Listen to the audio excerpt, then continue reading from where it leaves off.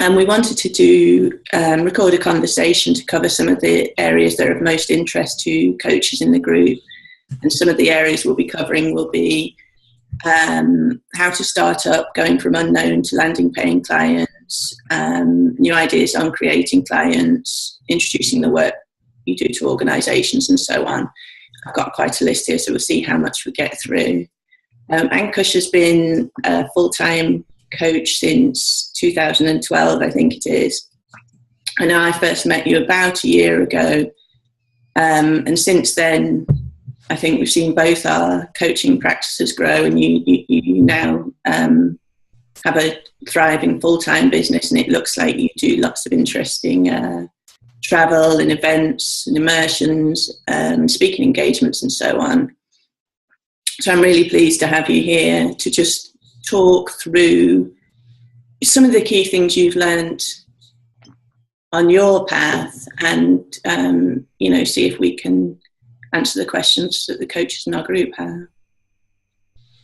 Yeah, and thanks for having me on this little interview, Emma. It's like you say, we've kind of seen each other's coaching practices grow, and I love what you're doing with the coaching exchange, and I do recommend it to a lot of people. So glad to be here, and great work that you do.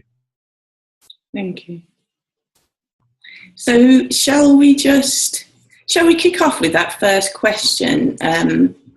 When I first posted in the group to see what was of most interest to the coaches there, that was something that came up a bit.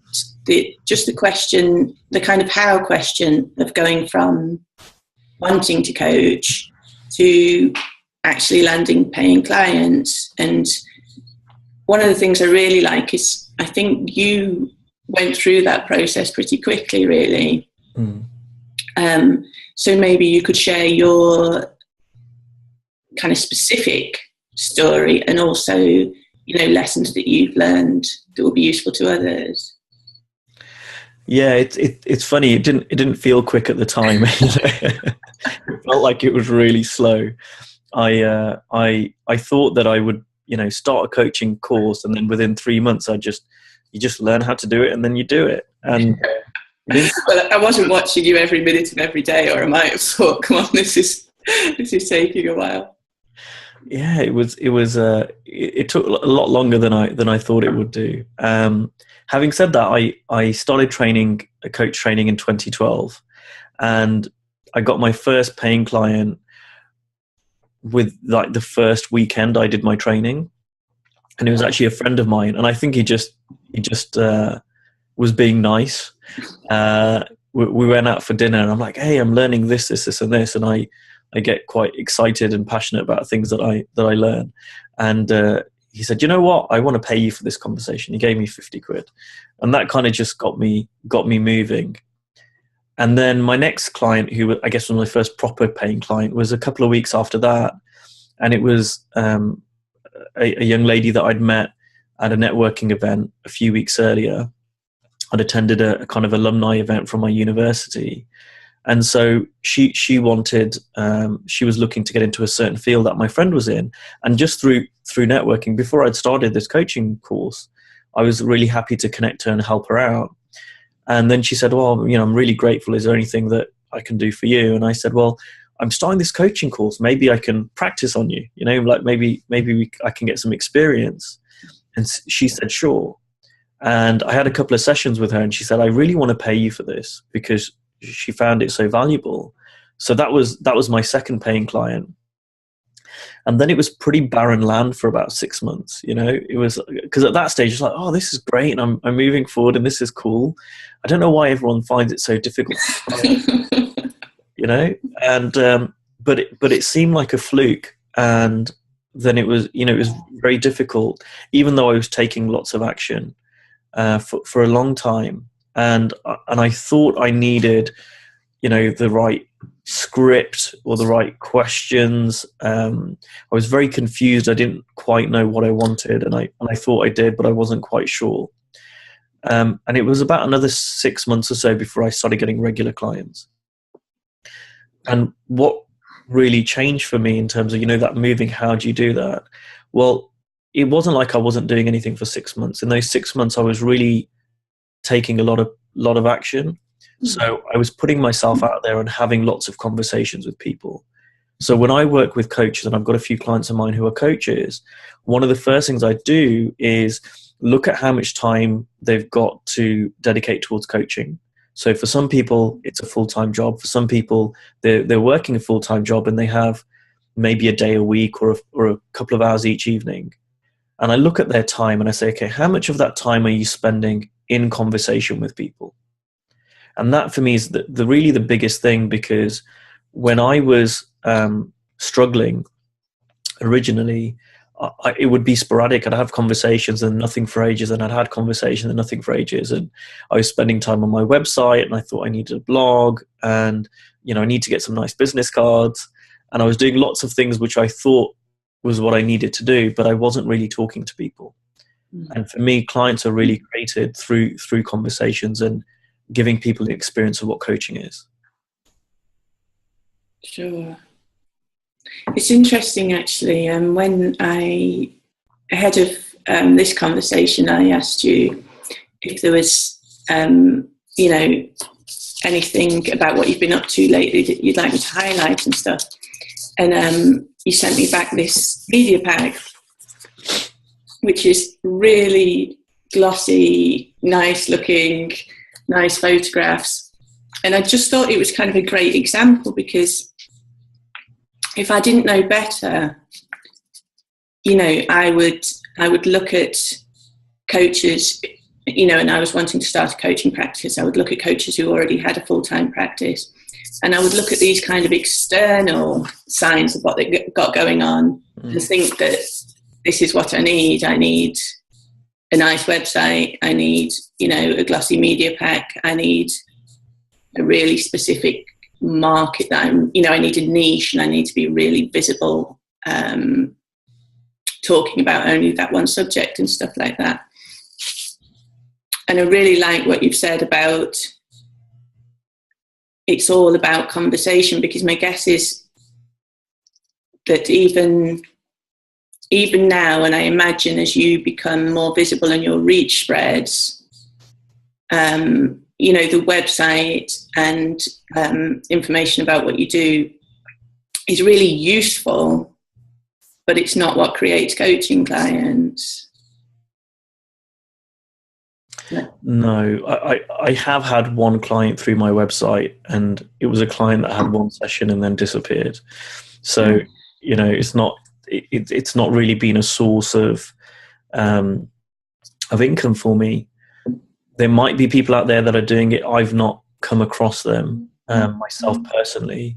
What I found that works for me, and I interview a lot of coaches as well, and I speak to a lot of coaches, it seems to be the same for them, that your website is really, it's like a business card. It's an online business card. Everyone, now will Google you. Okay, who's this guy? What's he up to?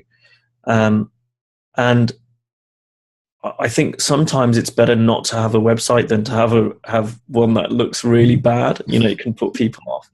But I think a lot of the time people are looking at the website just to give themselves some comfort that you're genuine and you're real.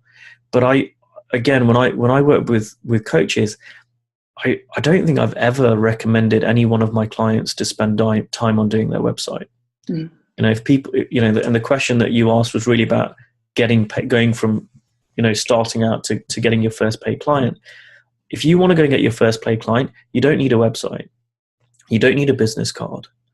You just need to impact someone. And, one of the big things that I find when I speak to newer coaches, not always, but certainly quite a lot of the time, is that they feel reluctant to give away a lot of value. If I give all this stuff away, why would anyone hire me? And they've got it back to front, in my opinion. I really give out a load of stuff. I really help as much as I can. And as I'm developing as a coach, that's only increasing, not decreasing. So I recently gave a talk in Romania, and I went and spent, over £100 on books that I bought beforehand to give away. Now, I remember when I started out, I was like, I wouldn't do that. Why would I spend all this money and then not even hired me, and it's going to cost me a lot of money? And I realized just how much more of an impact that makes. And through that talk and that conversation, a whole load of people now know me. I stand out to them. They're now part of my community that I run for men. And I would be very surprised if one or two of them don't eventually turn into clients. Sure. So sorry, go on. No, go on. So I was going to say that, again, if you want to get your first coaching client, if you want to start getting paid, help more. Do more, help people in whatever way or shape that makes sense to you. And it will be different for different people. But, do that more. And I find that unknowingly we hide. I know I did. If you looked at my Facebook, if you even spoke to me when I first started coaching, chances are you would come away from that interaction not knowing I was a coach. And again, when I start working with coaches, one of the things I do is I look them up. Do that, what indications are there to a coach? Now, you can have a website, but if no one even knows about it, right? People spend time, I need my website, my business card. If no one knows your website, they don't see a business card, then it's not really any use. So one of the things that I look at is, even on, and I do a lot of stuff on Facebook, even on Facebook, if people saw your Facebook, would they have some kind of idea that you're into self-development? Would they have some kind of idea that you help people? If you don't do anything on Facebook, and some people do stuff offline, if someone was to have a conversation with you, would you tell them you're a coach? And this might sound silly, but I remember when I was starting out, and I was really scared to do that. So if someone said to me, hey, how's it going? What have you been up to recently? I would talk about every single other thing apart from coaching. And yeah, me too. I want to come back to a couple of things you've said, actually, but that was very true for me too. And I think it's so interesting, because if back then I'd kind of tried to force myself to talk about it more, I don't know how successful it would have been. It looks to me like it was indicative of a phase I was at where it didn't feel part of me yet, if you know what I mean.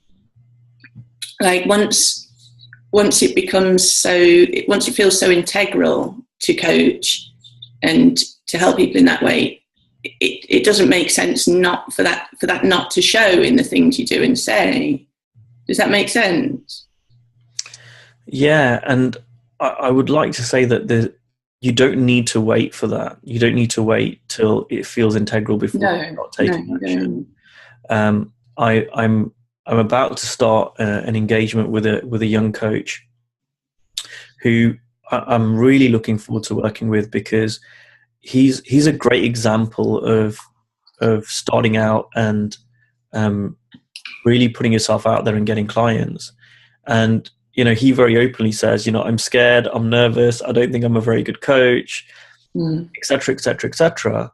But he gave himself a challenge and said, I want to have 100 $10 conversations. Kept it very low and just went out there and got those conversations by just offering them to people.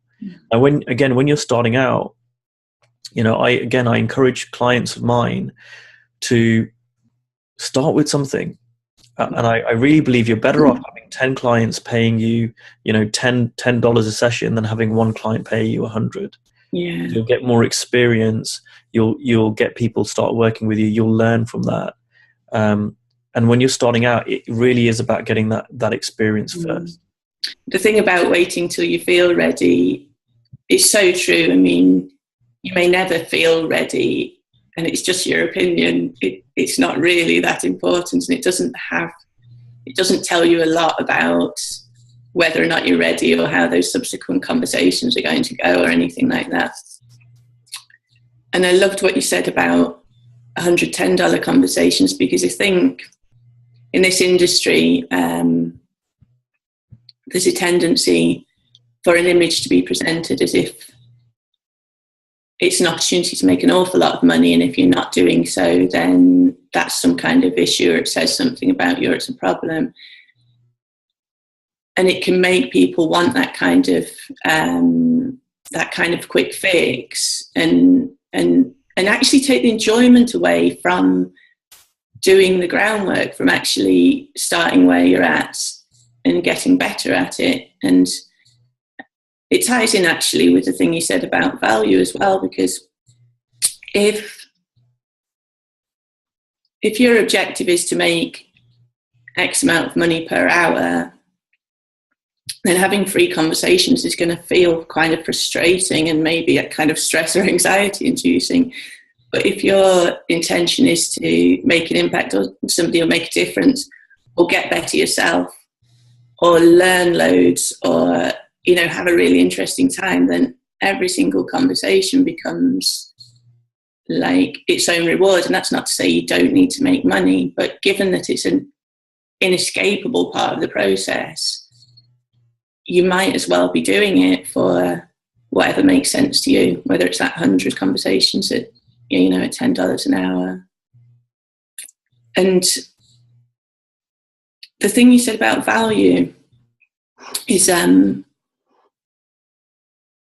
really key. And I remember a few years ago, quite a few years ago, it just hadn't occurred to me that you give value to people before you sign them up as coaches. And I think one of the issues I had at the time was I thought there was a limit to how much value I could give. It was a kind of a doubting of myself, and I hadn't seen yet how much people are capable of and how much there always is for them to see and achieve. So I thought if I gave everything I'd got, there'd be nothing to do further down the line.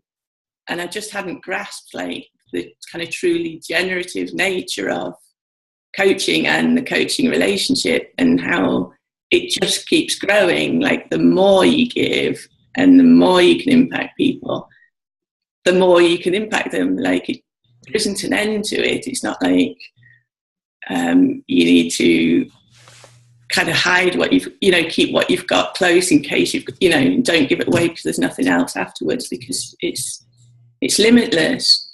And when you kind of get the generative nature of it all, it doesn't make any sense to do anything other than give, whether that's in terms of like impact or something specific, like you said with, with books. Yeah. And it comes back to understanding what coaching really is, because coaching isn't teaching. It really isn't. It's not consultancy. It's about helping your client achieve a different future than they would do on their own. And therefore, as coaches, we don't, we have training, we have understanding about, whatever kind of coaching we do. But I would say that, like you say, coaching is limitless. And for me, it's often really fun to work with clients, after the first 6 months. It's sometimes the first bit that we work with that isn't as fun, isn't as interesting, but as clients open up and see what is really possible, that's where for them the greater rewards come, and also it's more enjoyable for me. So I really don't have a problem with helping people out as much as possible, giving a ton of value away even before they sign up with me, because it makes sense. And also, I want to make sure that I'm working with the right people. Now, this might not be as relevant for people who are just starting out, but, there are some people that just, not everyone's going to be a good client for us. That's just the way it is. And so if you're sharing stuff or you're having a conversation with someone, this is a two-way process. That's them getting to know you, getting experience of you, but it's also you getting an experience of them. Mm-hmm. So, for example, if I have a coaching conversation with someone, but I don't offer them to everyone. I used to, but I don't. I'm getting more and more fussy. But if I do, and I suggest that the person go and do something which will help them to get to where they want to, what they've said they want to get to, and then they don't do it, well, that's just really self-selection. That's really helpful for me. That, oh, okay, great, good thing I didn't start working with this person for 6 months, because then for the whole 6 months we'd be talking about why they're not taking action. So it's really good to use it as a filtering process by giving value and seeing what people do with that. And there's a very well-known coach who some people may know, like Steve Hartison. He often says to people, look, if you want to work with me, first go and do Landmark, then go and do Byron Katie's 9-day school. Once you've done both of those things, if you still want to work with me, come back. He's really holding clients to a high standard. Now, again, when you're starting out, I'm not saying go and do that, but I'm just saying be aware that there is so much to learn. There is so much change that is possible for clients. It's not going to come through teaching, but don't worry about giving your best stuff away. That's the best way to get people to sign up with you. Sure. And I think the other key thing in that is it's not so much like use it as a strategy, select who you want to work with and stuff, but the energy of that is such a subtle but huge difference from kind of how can I get clients and will they want to work with me, to am I interested in working with them? Because once it becomes that way, it stops being about you, and it kind of allows that focus to be on them, and it allows you to be curious about them rather than thinking about how you're doing and so on. And it just seems to level the playing field in a way. It's just two people kind of figuring out if this is a match, and if this makes sense, and if it's something that's kind of like exciting and inspiring for both of us, which is like I said, it's a very different energy to be coming to a conversation from. I wonder if this is a good time to talk about, as one of the questions that somebody asked, and in case it's in case there's other people that that have the same question but didn't voice it, was why are people not willing to connect or have an initial conversation? I'm just interested if you've got any thoughts on that. If somebody's listening and thinking, so I need to be having lots of conversations, but how? It's so easy to have conversations with people, and people don't realize that. And that's something that is an area that maybe I saw a little bit quicker than other people. I've always liked having conversations with people. that helps. which helps, but it's so easy because again, when I started out, I thought that meant I need to contact someone and say, let's have a coaching conversation, and if you like it, then you'll pay me. Now, if you take that approach, it's going to be difficult. It's going to be a struggle. I struggled, right? Because people are like, oh, I'm not really in the mood, for that. People don't really know what coaching is. A lot of people. So when I have conversations with people, I very rarely say, let's set up a coaching conversation. I'll just say, let's have a conversation. How I set these up is as well, I look at if it's going to be helpful to someone or whether I can help them. So for example, and I remember I wrote an article once about the seven ways to have more conversations, but there are tons of ways. One way is calling someone up on their birthday, right? It doesn't need to be, like a formal 2-hour powerful coaching conversation, but phoning someone up on their birthday or sending someone a message on their birthday and just say, how's it going? Because we want to find out what's going on in the person's life. We want to get curious. Some people call this intake, and intake's really important. It's if you just go out with the agenda of I want clients or I want to have coaching conversations, it's all about you. You're not really thinking about the other person. Whereas if you go and find out about people, what's going on for them, then you might be able to say, well, let's talk. Maybe I can help you. It's a totally different way of approaching things. So, I mean, like I've said, I get a lot of clients from Facebook.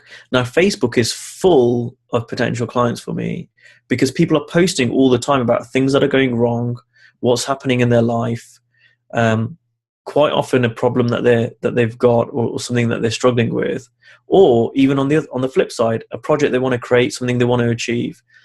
And when someone's got that, and you can contact them and say, hey, I saw this post about that, I might be able to help you, or perhaps would it be worthwhile us having a conversation? I can share some things with you that might be relevant. That just, it makes it just easy to, people will set up conversations quite easily when you do that. I'm a member of a number of groups on Facebook, and sometimes people post in a group and say, you know, I'm struggling with this, or this has happened. Again, you might want to just send them a private message and say, you know, would you like some help or support with that? It might not even be a conversation straight away, but again, that leads to conversations. Yeah. I'm interested in hearing kind of some more of your ideas, but I just want to pause for a minute there, because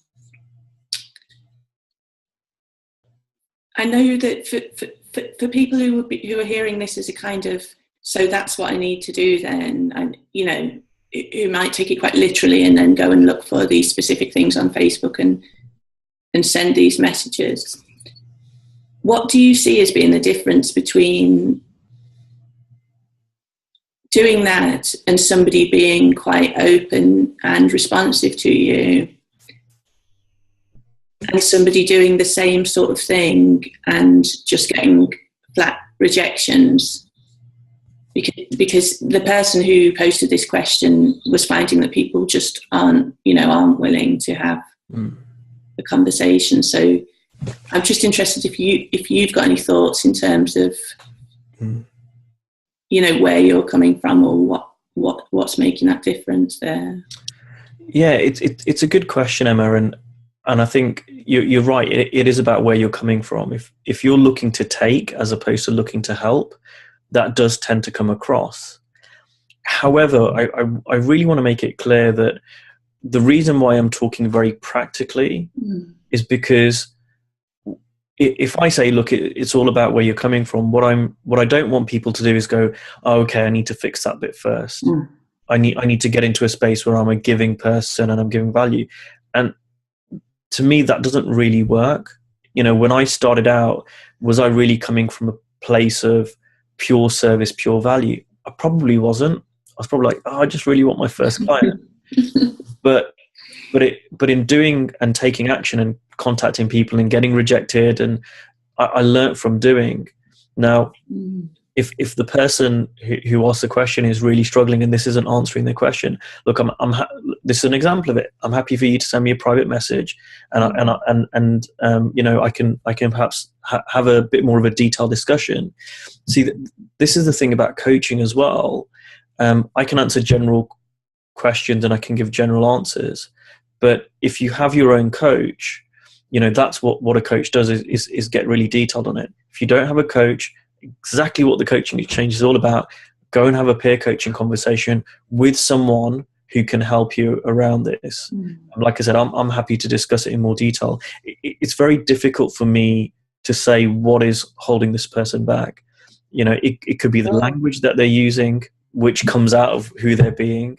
It could be simply that they're not doing what we just discussed. Maybe they're doing different things, but it's difficult to say that on a general level. Yeah, of course, and that is the value. You know, that's the value of coaching.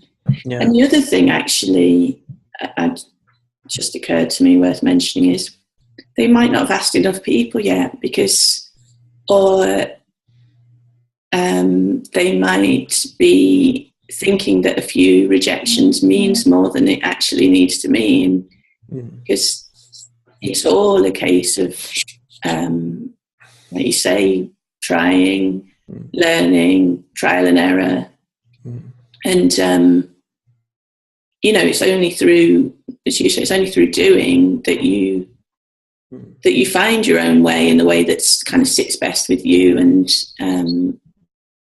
that other people respond best to.